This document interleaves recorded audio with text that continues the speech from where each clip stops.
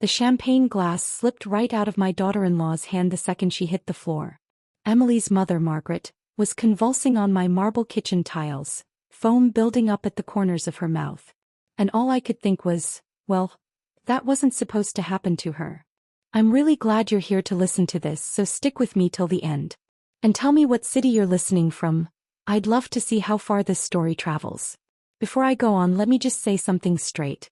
I've been around for 70 years and I didn't survive decades in a cutthroat business world by being naive. So when someone tries to poison you, at your own retirement party no less, you notice. Especially when that someone's been eyeing your bank account the way a starving woman stares at a buffet. Just 2 hours earlier, my kitchen had been full of laughter and celebration. I had just sold my consulting firm for $23 million. Not bad for something I built from scratch after my husband died 15 years ago. My son David had insisted on throwing the party. "Mom, you deserve this. Just relax and let Emily handle everything," he'd said, flashing those overly sincere brown eyes of his. I should have known something was off the moment Emily volunteered to play hostess. The same woman who usually complained about loading the dishwasher was suddenly channeling Martha Stewart, arranging flowers, polishing crystal, and fussing over every detail like her life depended on it. Which turns out it probably did. The party itself was beautiful, I'll give her that. About 30 people came, colleagues, neighbors, a few family members. Emily had even hired a bartender. "Nothing's too good for you, Linda," she'd said, gripping my arm with those perfectly manicured nails that probably cost more than most folks spend on groceries in a week. I was chatting with my former business partner when I noticed something. Emily stood near the champagne table, glancing around nervously before pulling a small vial from her purse. My blood ran cold as I watched her pour the contents into one specific glass. The one with the tiny chip on the rim, the one I always used at parties. Now, a normal person might have screamed, called the cops, made a scene. But I've learned that sometimes the best way to catch a snake is to let it think it's trapped a mouse. So, I just smiled, nodded at whatever my partner was saying about market trends, and kept watching. Emily picked up that doctored champagne and started walking toward me, her face full of fake concern. "Linda, you look tired," she said sweetly, offering me the glass. "Here, have some champagne. You've earned it." I took the glass, thanked her warmly, and waited. About 10 minutes later, while she was busy showing off her new tennis bracelet to the neighbors, I quietly swapped glasses with her mother, Margaret, who was standing nearby looking lost without a drink. Poor woman. She grabbed the one I just set down next to her purse without a second thought. Within minutes, she was complimenting the champagne's unique flavor, asking if I'd ordered it from somewhere special. The rest happened fast. I knelt beside Margaret as Emily screamed for someone to call 911. Her performance of shock and devastation was almost convincing. Almost. But the thing about real panic and fake panic? They don't look the same, especially when you know what to watch for. "What happened?" David demanded, pushing through the crowd.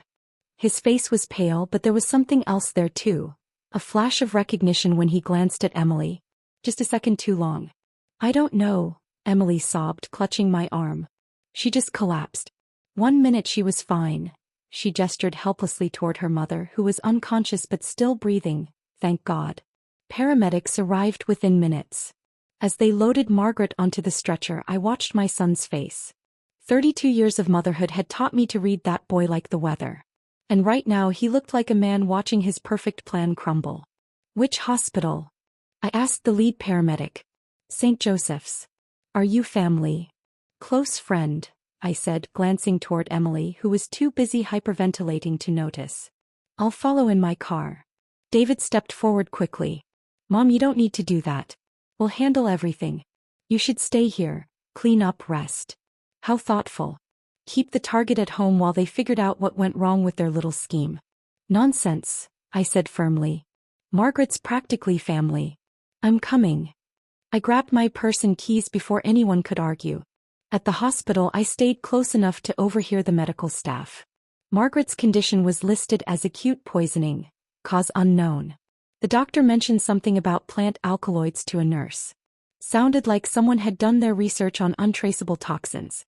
Emily paced the waiting room, her designer heels tapping against the linoleum like a metronome, ticking down her nerves. David sat stiffly in a plastic chair, his phone buzzing non-stop. He didn't seem eager to answer. "This is just awful," Emily said for the fifth time. Poor Mom. I can't imagine how this happened. I patted her shoulder softly. These things are often mysterious, sweetheart. I'm sure the doctors will figure it out.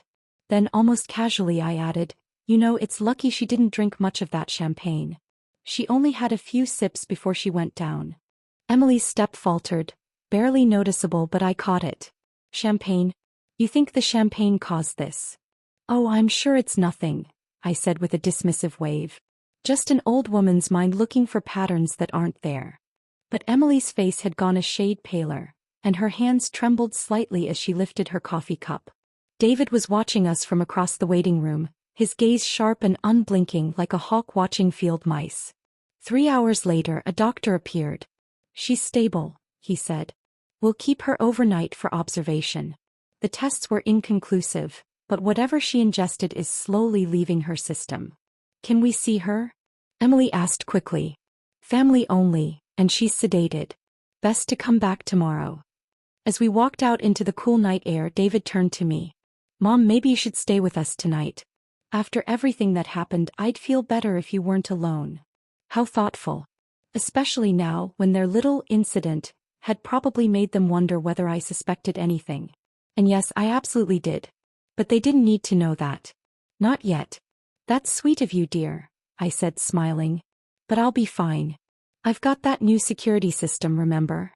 I kissed his cheek, got into my car, and watched in the rearview mirror as the two of them leaned close in an urgent whisper. When I got home, I poured myself a Royal glass of champagne, from a new bottle of course, and sat down in my study. Time to figure out exactly what my loving family had been planning for me, and what I was going to do about it. That night, I did what I'd spent decades perfecting in business. Research. Not the kind you do with spreadsheets and data, but the kind that starts with a sharp memory and a suspicious mind. Margaret's poisoning wasn't random, and it sure wasn't an accident. Someone had planned to kill me at my own retirement party, probably counting on people to chalk it up to a 70-year-old woman's heart giving out after a big emotional night. It happens all the time. But why? That was the $23 million question. At 5 in the morning, I brewed some coffee and sat at my kitchen table with a yellow legal pad, listing everything I knew about David and Emily's finances. And it wasn't pretty. David's architecture firm had been barely staying afloat since the recession. Emily's jewelry boutique was more vanity project than business. They lived well, too well for their actual income. That ridiculous house out in Westfield, Connecticut, had a mortgage 3 times what they could really afford. The BMW and Mercedes in their driveway weren't paid off. And Emily's spending habits alone could have funded a small-town school district. I'd helped them, of course. What mother wouldn't? A few thousand here and there when David mentioned they were tight. The down payment on the house when Emily cried about wanting to raise their daughter, Emma, in the right neighborhood. Private school tuition when they insisted public schools weren't good enough. Looking through my checkbook, I realized I'd given them nearly $200,000 in the last 5 years. I'd called them gifts, investments in their happiness. Never loans. Loans would have made it tacky. But now I was starting to wonder if they saw those gifts differently. Maybe as advance payments on an inheritance they couldn't wait to collect. The phone rang at 7:30. Emily, of course. Checking in on me. Linda, I couldn't sleep all night thinking about you, she said, her voice heavy with worry. After what happened to Mom, I just keep wondering if maybe it was something at the party. You didn't feel sick at all, did you? How considerate. Checking whether her poison had found its intended target. Not at all, dear. I feel fine, I said calmly. Have you heard anything new about Margaret? Yes, she replied quickly. The doctors said she should be able to come home today. They think maybe she took something on an empty stomach. You know how she is with her medications. Oh, I knew. Margaret was meticulous. Organized her pills like a military operation with labeled boxes and phone reminders.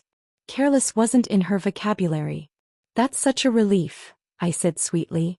I was worried it might have been something at the party. That would have been terrible. Oh no. Definitely not, Emily said too fast. The doctors were clear. It wasn't food poisoning. Just one of those random things. Funny how eager she was to shut down any mention of testing the drinks. Almost like she was afraid someone might take a closer look at that champagne. After hanging up, I walked into my kitchen. The bottle Emily had opened for the party still sat there, 3/4 full, perfectly innocent on the counter. I stared at it for a long while, wondering what might happen if I sent it to a lab. Not that I needed proof. I knew what I'd seen, but having evidence might come in handy later. At exactly 9 o'clock my doorbell rang. When I opened the door that morning, David was standing there on my porch holding a white box from my favorite bakery, looking every bit the devoted son. "Thought you might want some breakfast," he said, kissing my cheek. "You probably didn't eat much yesterday after, well, everything." I let him in, brewed a fresh pot of coffee, and watched as he unpacked the pastries, arranging them neatly on a plate like he used to when he was a kid, helping me set the table. Watching him move around my kitchen, opening cabinets he's known since he was 5, reaching for sugar without asking, I felt a pang of something deep. Sadness maybe. This was still my little boy, the one who once brought me dandelions and taped his finger paintings on the fridge with too much pride for one tiny chest to hold. When had that sweet boy grown into a man who stood by while his wife tried to poison his own mother? "How are you holding up, Mom?" he asked, sitting across from me at the table. "Oh, you know me," I said lightly. "Takes more than a little excitement to shake these old bones." He smiled, but it didn't quite reach his eyes. "That's what I was afraid of," he said softly. Odd thing to say. I took a slow sip of my coffee and waited. "The thing is," David continued, picking at a Danish, "Emily and I have been talking about your situation." "My situation?" I asked, tilting my head. "You're 70 years old, Mom. You're living alone in this big house, and now you've got all that money from the sale." He gestured vaguely around the room. "It just seems like a lot for one person to handle." But there was the setup. "I appreciate your concern, dear," I said lightly, "but I've managed quite well up to now." David leaned forward, voice full of practiced concern. "Have you though? I mean, what if what happened to Margaret had been you? What if you collapsed and no one found you for hours?" The audacity of it almost made me laugh. He was using their own failed murder attempt as an argument for why I shouldn't live alone. "David," I said calmly, "Margaret collapsed at a party full of 30 witnesses and the paramedics arrived in minutes. I hardly think that's a cautionary tale about solitude." "That's not what I meant," he said quickly, running his hands through his hair. The same gesture he used as a teenager whenever he was about to ask for something I'd refuse. "Emily and I have been doing some research. There are these really nice communities for active seniors. Places with social activities, staff on site, people around you." Yes. The nursing home pitch." "How thoughtful," I said, keeping my tone even. "And I suppose you already have one in mind?" "Actually, yes." He pulled out his phone and turned the screen toward me. "It's called Sunset Manor. Only 20 minutes from us. It's more like a resort than a retirement home. There's a spa, a golf course, even cultural events." I looked at the glossy pictures. Smiling seniors playing bridge, doing water aerobics, everyone looking blissfully content. Probably because they were all heavily medicated. "The only thing is," David continued, "there's usually a waiting list. But if someone wanted to move in right away, they'd need to pay the full entrance fee up front. Significant, around $400,000. But that covers everything: housing, meals, medical care for life. $400,000. That would put quite a dent in my liquid assets. And once I was tucked away in Sunset Manor, who'd have power of attorney over the rest? Who would manage the $22 million still sitting comfortably in my accounts?" "It sounds lovely," I said sweetly. "But you know, I'm quite happy here. This house holds a lot of memories of your father." "Mom," he said gently, "Dad's been gone 15 years. Don't you think it's time to start a new chapter?" The warmth in his voice almost broke me. If I hadn't seen what I saw last night, his wife pouring poison into my glass, I might have believed him. I might have thought he was just worried about his aging mother, trying to keep her safe. But now it was terrifying. "I'll think about it," I said finally. "It's a big decision." His relief was instant. "Of course, take your time. Maybe we can drive out there next week just to look around." "Maybe," I said, standing and clearing the breakfast dishes. "You know, I should call Margaret today, make sure she's feeling better." "Actually, Mom," David said quickly, "Emily asked me to tell you that Margaret should rest for a few days. The doctor said visitors might be too much while she recovers." "How convenient. Keep me away from the victim until the evidence clears her system and her memory fades." After David left, I sat in my study thinking about timing. They'd waited until after I sold the company to make their move. Smart. If I'd died 6 months ago, the $23 million would have gone to David anyway, but as inheritance it would have been taxed differently. Killing me now, especially if they could suggest I wasn't mentally sound, would let them contest any recent changes to my estate. The phone rang. It was my attorney Stephen Hartwell returning my call. "Linda, good to hear from you," he said. "How was the retirement party?" "Eventful," I replied. "Stephen, I need to see you soon. Is everything all right?" I looked out my study window at the garden my husband planted 20 years ago. The roses were blooming beautifully, thriving on their own, much like me. An old woman, apparently, who couldn't be trusted to manage her own life. "I'm not sure," I said, "but I think I'm about to find out." I'd worked with Stephen Hartwell for 20 years. He'd seen me through my husband's death, the building of my company, and every major decision since.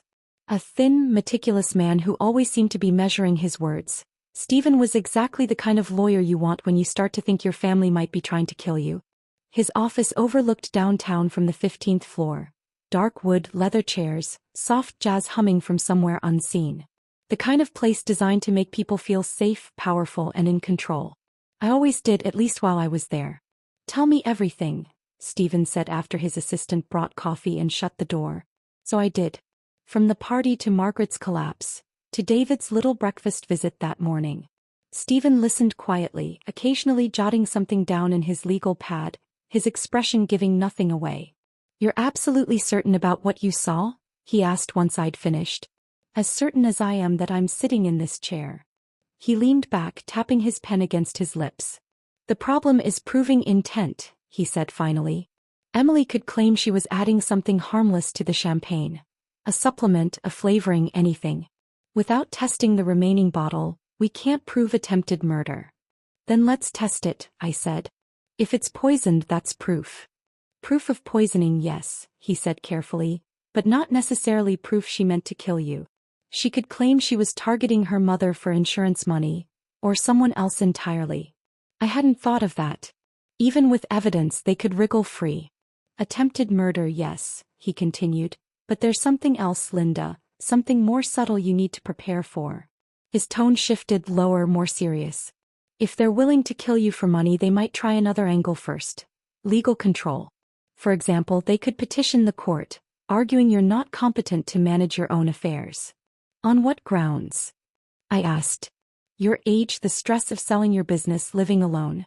If they establish even a hint of declining judgment, they could petition for guardianship. Once they control your person, they control your assets."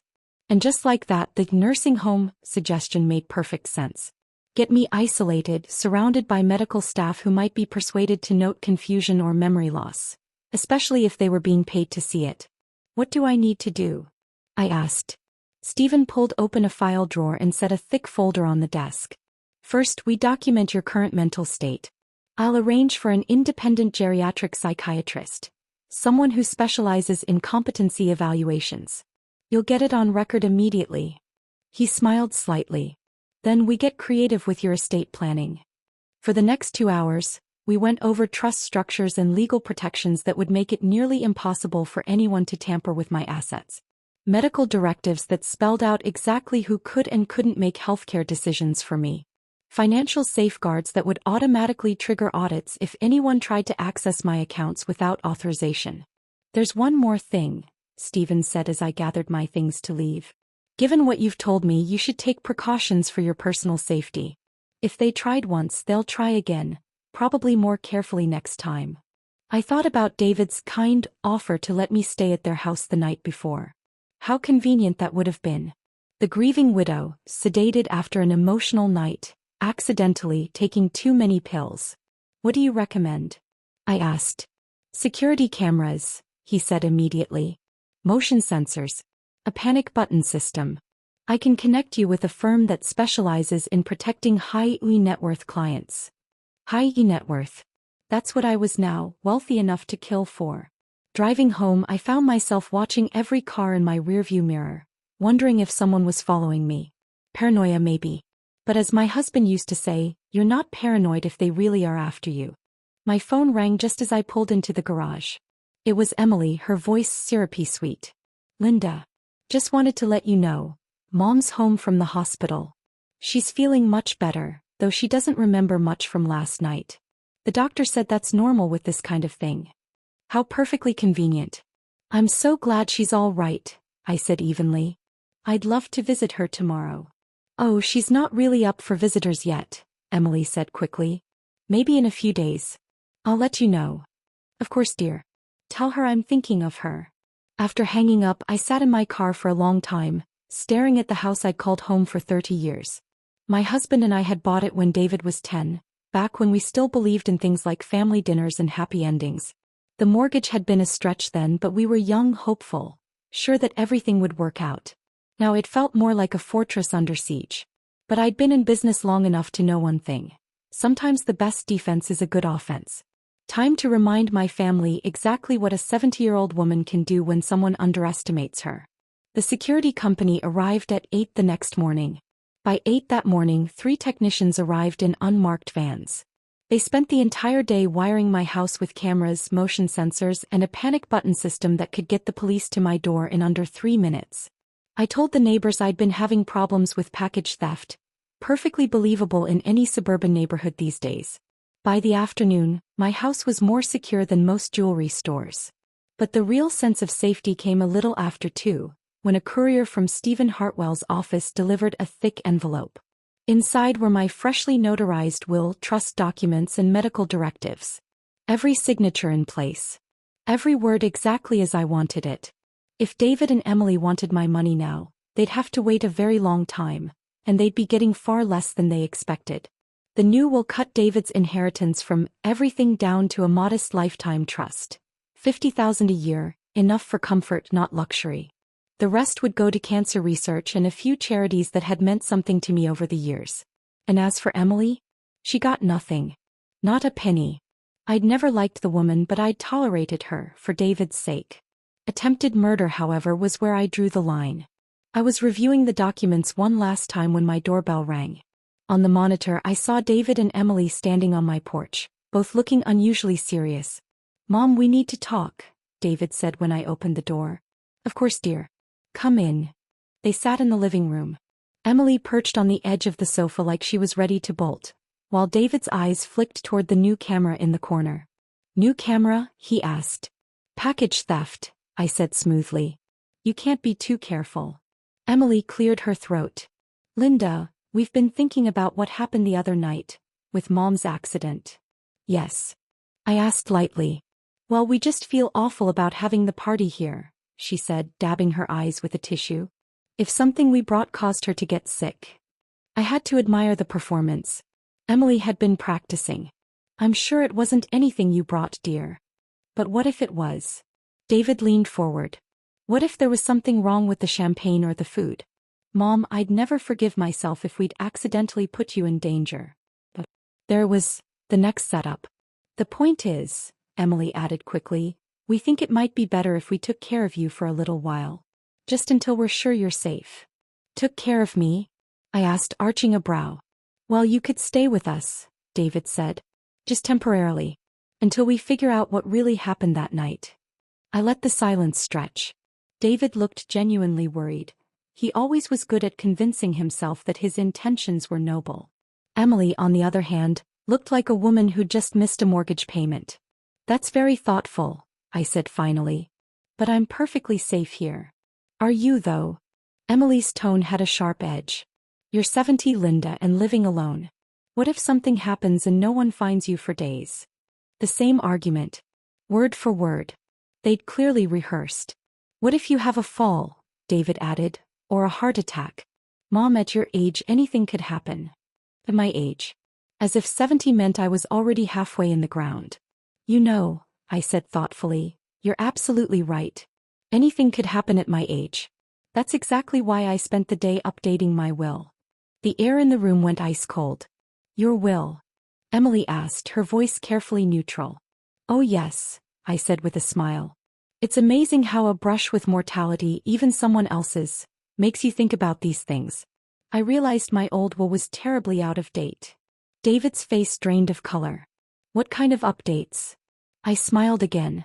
The same smile I'd used when he was 8 years old and thought he could lie his way out of breaking my favorite vase. Oh, just some small adjustments to reflect my current priorities. You know how these things go. The silence that followed was deafening. I could practically hear their thoughts spinning, trying to calculate how badly their plans had just unraveled. Well, Emily said finally, her tone tight and brittle. I'm sure whatever you decided was for the best. I think so too, dear, I said sweetly. They left soon after, promising to check in again soon. I watched from my monitor as they sat in their car for nearly 10 minutes, arguing.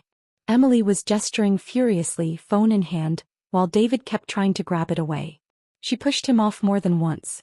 When they finally drove off, I poured myself a glass of wine and settled into my favorite chair. Tomorrow I'd begin phase 2 of my plan. But tonight I was going to enjoy the first peaceful evening I'd had in days.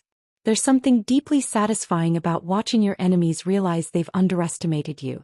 The game was just beginning, and I'd been playing it a lot longer than they had. The next morning brought an unexpected visitor. Margaret Andrews stood on my doorstep, pale but determined, clutching a small purse like it was keeping her alive. Linda, she said without preamble, I need to talk to you. It's about the other night.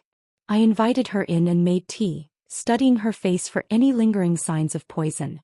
She looked tired but alert, certainly more coherent than her daughter would have liked me to believe. Emily told me I'd had some sort of reaction to medication, Margaret said as she settled into my armchair. But Linda, I don't take any medications.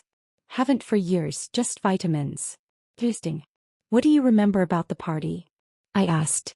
Everything, she said firmly. At least until I started feeling dizzy. I remember the champagne tasting strange, bitter, almost metallic. And I remember seeing Emily near the drinks table earlier, doing something with a small bottle. My pulse quickened. What kind of bottle? Like an eyedropper, she said, frowning as she set down her teacup. The kind you'd use for essential oils or medicine. Her hands trembled slightly. Linda, I think my daughter tried to poison you. Why would you think that? Margaret gave a bitter laugh. Because she's been talking about your money for months. How unfair it is that you have so much while they struggle.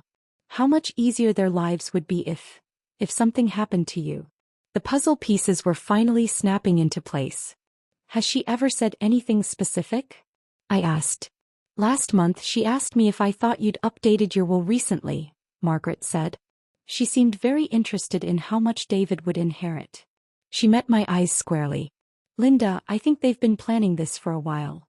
I made a decision right then. Margaret deserved to know what had really happened, and I needed an ally who'd seen their behavior up close. Margaret, I said quietly, I saw Emily put something in my champagne glass. I switched our drinks on purpose. The color drained from her face. She tried to kill you, she whispered. And I almost died instead. Yes, I said softly.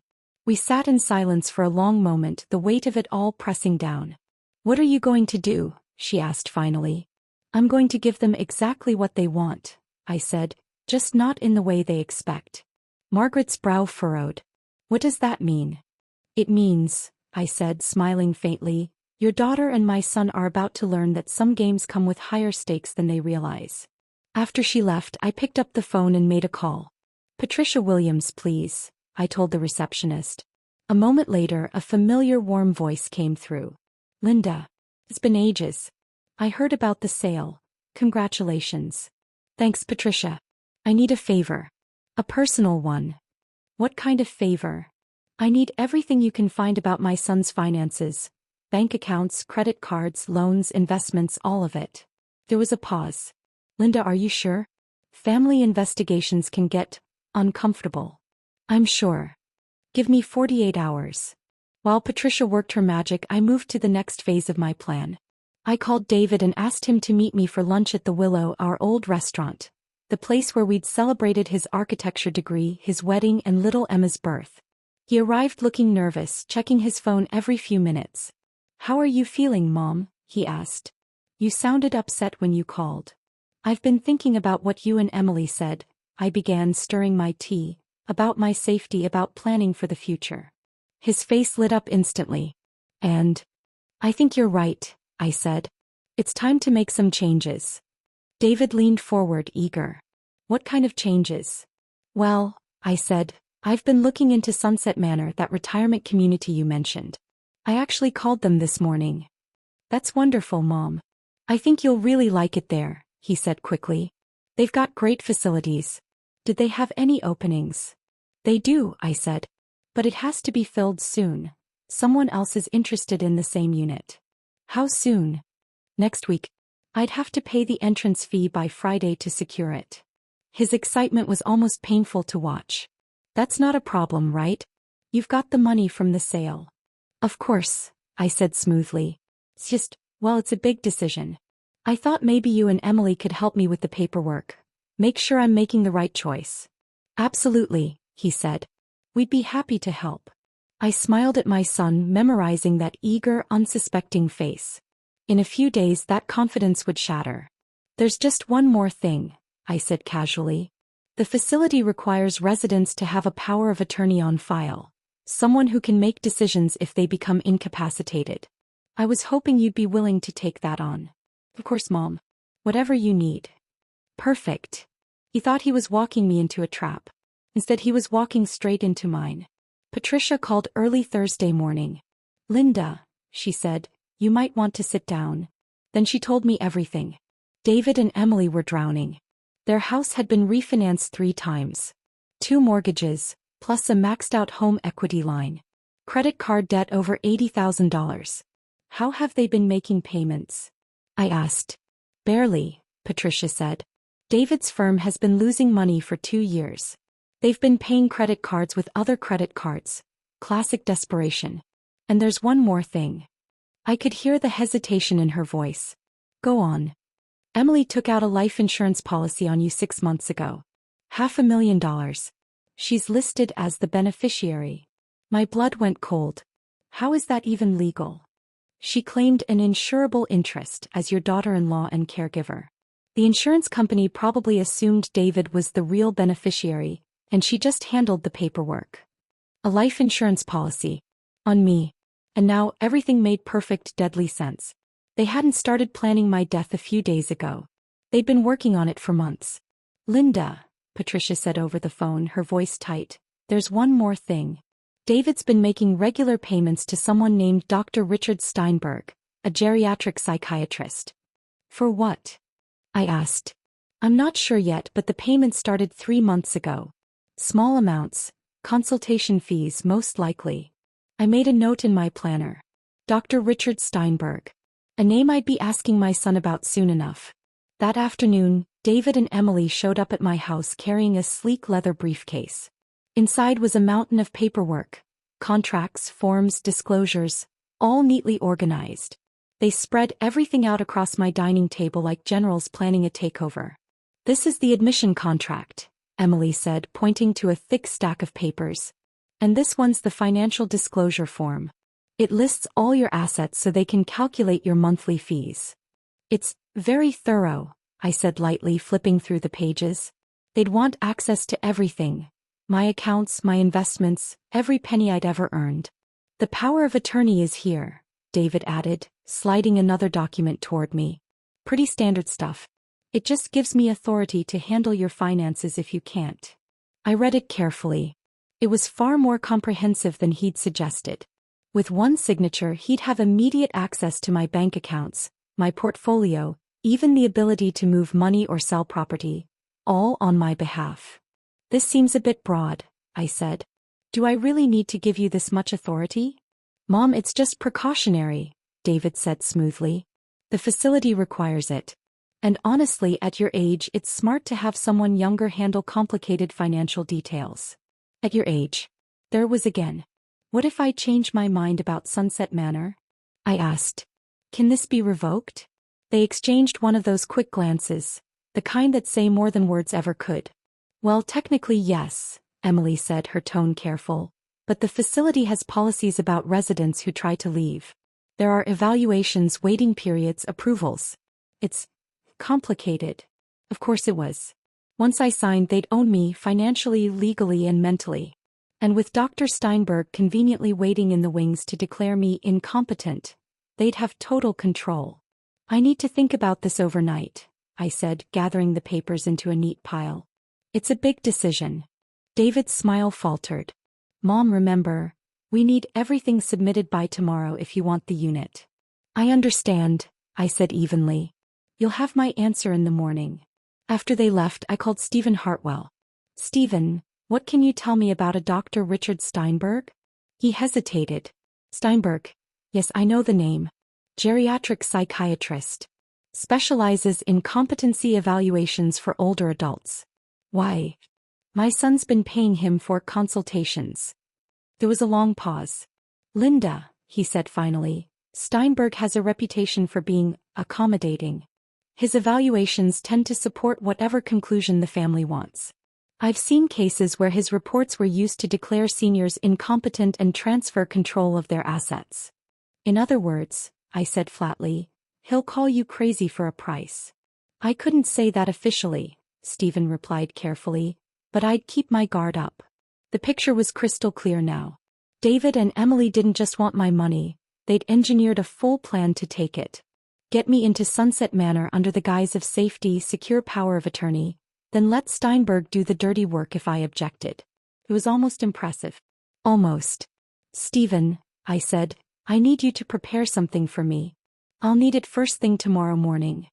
What kind of something? The kind that'll teach my family a lesson they'll never forget. That night I sat in my study reviewing every step. Everything had to be perfect. Tomorrow David and Emily would get exactly what they thought they wanted, and exactly what they deserved. But first I had one more phone call to make. Friday morning arrived gray and drizzling, the kind of weather that made everything feel heavy and inevitable. They showed up right at 9, dressed sharp, professional, like they were attending a business meeting. Which in a way they were. Have you decided, Mom? David asked, barely containing his excitement. I have. I slid the stack of papers across the coffee table. The Sunset Manor forms, now signed and notarized. You were right, I said softly. It's time for me to start a new chapter. Emily's relief was instant. Oh, Linda, I'm so glad. You're going to love it there. I'm sure I will, I said. And, David, I've signed the power of attorney papers too. His hands actually shook as he took them. This is the right decision, Mom. You won't regret it. I'm sure I won't. For the next hour we went over the finances.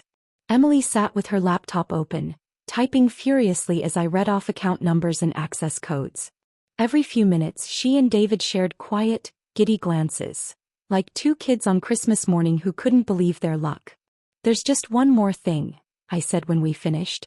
I need to sign a few additional papers with my attorney before the transfer's official. Something about tax implications on large transactions. Of course, David said easily. Do you want us to drive you to his office? Actually, I said with a calm smile, he's coming here. David should have arrived any moment.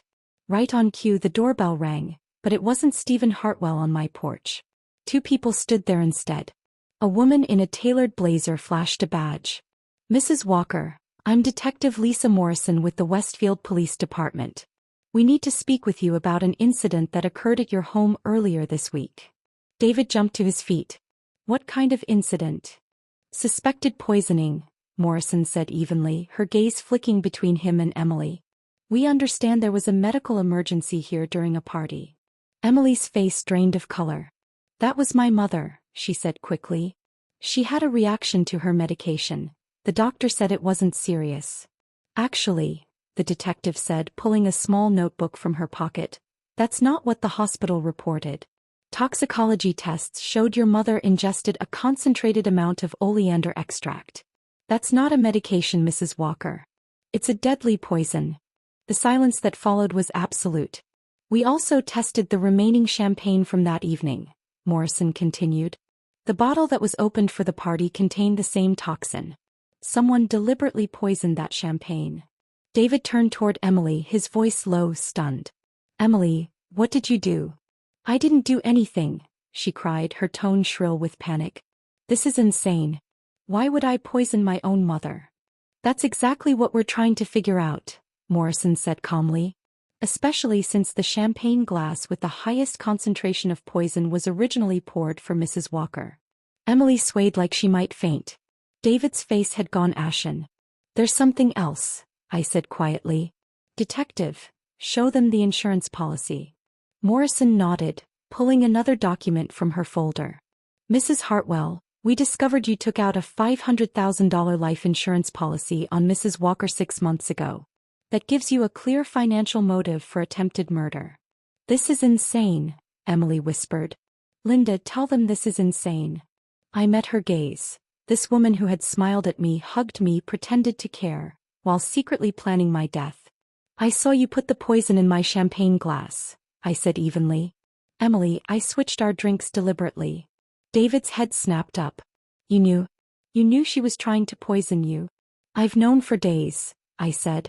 I also know about your financial situation, about Dr. Steinberg, and about your plan to have me declared incompetent. I know everything. The power of attorney papers slipped from David's shaking hands, fluttering to the carpet like fallen leaves. Mom, I swear, he said weakly. I didn't know about the poison. I didn't. I never would have gone along with that. But you knew about the rest, I said quietly. The nursing home. The power of attorney. The plan to take my money. His silence said everything. Detective Morrison stepped forward. Emily Hartwell, you're under arrest for attempted murder. As the officer handcuffed her, Emily turned toward me, eyes blazing with fury. You think you're so clever, don't you? You have no idea what you've done. Actually, I said, I know exactly what I've done. After the police left with Emily, David sat in my living room like a ghost. The power of attorney papers were still scattered across the floor. He stared at them for a long time, rubbing his temples, his voice shaking when he finally spoke. She said it was just about keeping you safe, he murmured. She said you were becoming forgetful, making bad decisions. She told me you needed help, that this was protection. The money was part of it too. She said if something happened to you naturally, we'd inherit enough to start over. He stopped, his voice breaking. But she never said anything about, he gestured helplessly, about murder. How convenient, I said softly. Those natural causes just needed a little encouragement, didn't they? He looked up at me, tears in his eyes. I'm sorry, Mom. I never wanted to hurt you. I swear. I studied his face, the same face I'd loved since the day he was born, searching for truth under the guilt.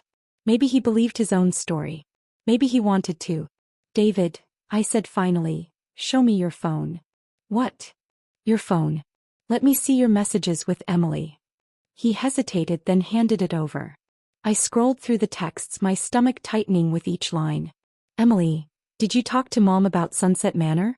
David, yes. He's thinking about it. Emily, good. The sooner we get her moved, the better. She's been asking too many questions about our finances. David, what if she changes her mind? Emily, she won't. Not after tomorrow night. David, what's tomorrow night? Emily, trust me. By Sunday she'll be begging us to take care of her. I handed the phone back to him. You knew, I said quietly. Maybe not the exact plan, but you knew something was coming that night. His shoulders slumped, his voice barely a whisper. I thought she was going to scare you, maybe stage a break-in or something, just to make you realize you weren't safe living alone. I looked at him for a long, hard moment.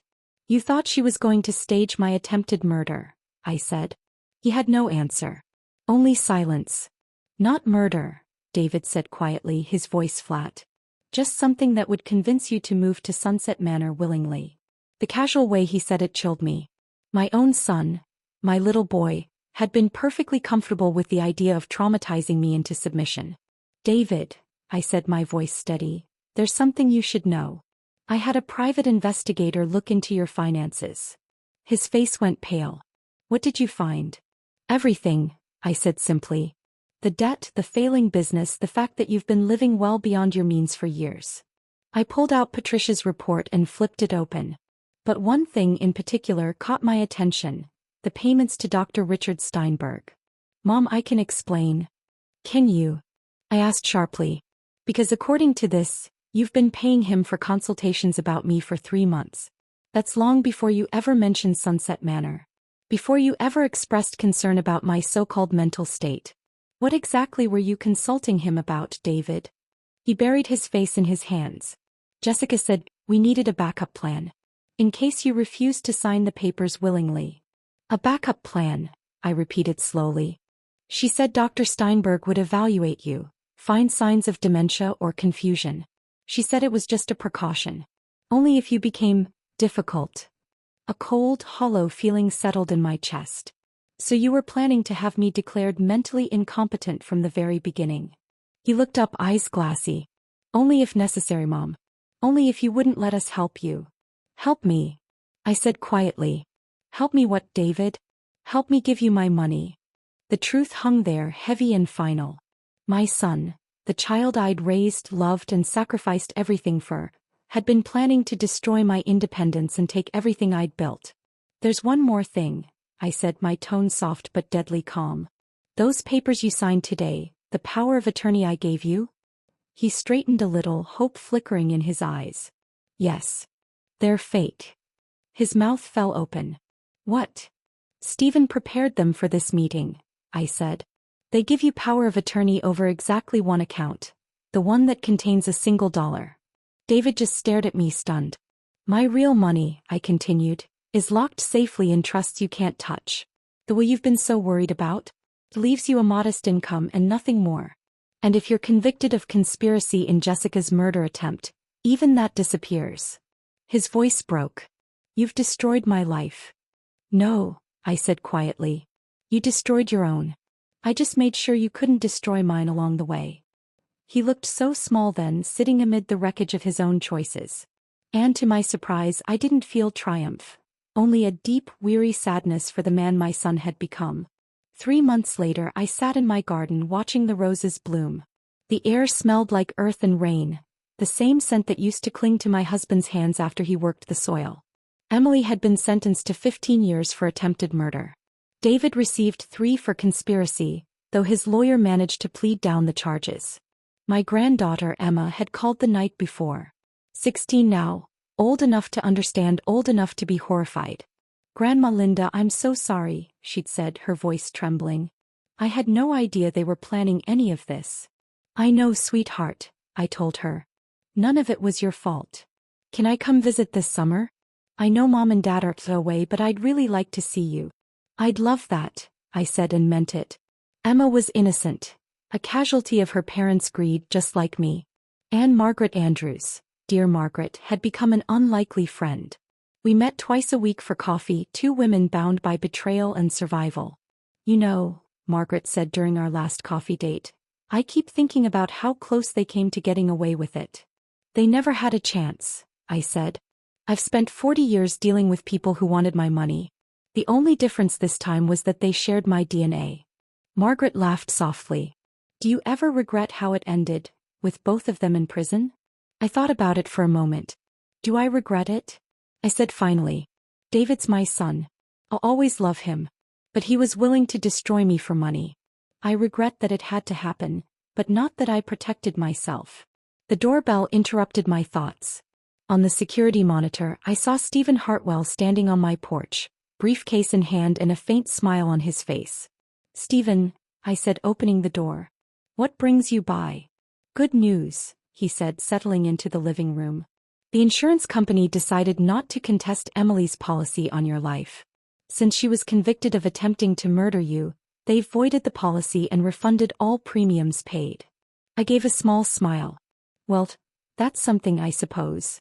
There's more, he said, flipping open his folder. Michael's creditors are seizing all his assets to pay off his debts, including the house you helped them buy. They're asking if you'd like to make an offer. I pictured that house. The granite countertops, the cathedral ceilings, the desperate dream they'd built on borrowed money and lies. No, I said softly. Let someone else have it. Someone who can afford it honestly. Stephen nodded and handed me one last document. And finally, your trust restructuring is complete. Your assets are fully protected. No one can access them without your written consent. And if anyone ever tries to have you declared incompetent, the trust automatically transfers to charity. I exhaled slowly, feeling a weight I hadn't realized I'd been carrying lift from my shoulders. Thank you, Stephen, I said. For everything. He gave a small, knowing smile. You've earned a little peace, Linda. After he left, I poured myself a glass of wine and stepped into the garden. The sun had begun to break through the clouds, lighting the rose petals like tiny flames. For the first time in a long while, the silence didn't feel like danger. It felt like freedom. After David left, I poured myself a glass of wine and settled onto the deck, watching the sunset stretch across the sky in strokes of gold and rose. At 70, I'd learned that money brings out both the best and the worst in people. Unfortunately, it had brought out the worst in my own family. But I'd also learned something else, something far more important. I was stronger than I'd ever given myself credit for. Smart enough to see through their schemes, tough enough to stop them, and resilient enough to build a new life without them. My phone buzzed. A text from Emma. "Grandma, I got accepted to Northwestern pre-law just like you suggested. Can't wait to tell you all about it when I visit." I smiled and typed back, "Congratulations, sweetheart. I'm so proud of you." Maybe that was the real victory, not just stopping David and Emily's plan, but ensuring that the next generation would choose better. Emma would grow up knowing that money is a tool, not a goal. That family should mean love and loyalty, not manipulation and greed. The roses in my garden were in full bloom again, vibrant, alive, and perfectly tended by a wonderful landscaping service I could easily afford. The house felt peaceful now, safe, protected by security systems and the ironclad legal safeguards that guaranteed my independence. Thanks for listening. Don't forget to subscribe. And if you've got a story of your own, share it in the comments. I'll be watching.